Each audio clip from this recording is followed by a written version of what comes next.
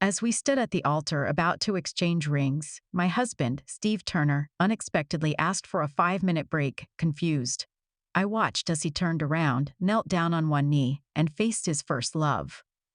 Emily, he said gently, I once promised you and proposed to you in front of everyone, so if there's an afterlife, will you marry me? Tears filled Emily Wilson's eyes as she nodded, crying, and threw herself into his arms. Then she looked at me and said, Riley, I couldn't marry Steve in this life, but please take good care of him for me. I could hear the guests whispering around me, the tension building. In front of me was my groom, kissing someone else, and all eyes were on me, waiting for the bride to fall apart. Instead of breaking down, I calmly walked over to Emily, smiling as I placed the bridal bouquet in her hands. Why wait for another life, I said. If you can't let go of this rotten cucumber, I'll give him to you now. For 10 years, I had bent over backward, trying to win the approval of Steve's family.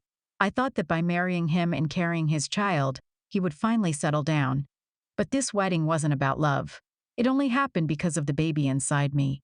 And now, the man who should made a lifelong promise to me was kissing someone else in front of everyone, even as I dug my nails into my palms. The pain in my heart was suffocating. But suddenly I realized I didn't want to take it anymore. Emily clutched her chest and collapsed into Steve's arms after I spoke. Without hesitation, he picked her up and rushed her to the hospital.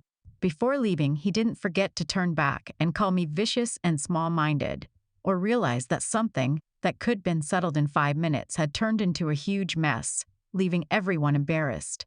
Neither my parents nor my in-laws could stop Steve, so all their anger was aimed at me instead. My mother, feeling ashamed, cried and hit me, begging me to chase after Steve. My father just sighed coldly, telling me to take care of myself as he pulled her away.